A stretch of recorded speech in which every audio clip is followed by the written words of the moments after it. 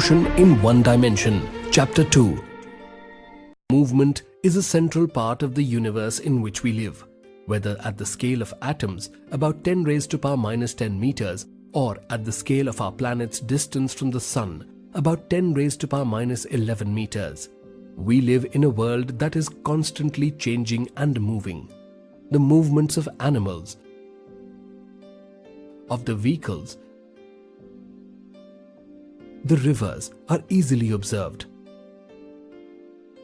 To understand motion is to understand one of the most fundamental aspects of ourselves and our world. So let's start our journey to understand. Mechanics.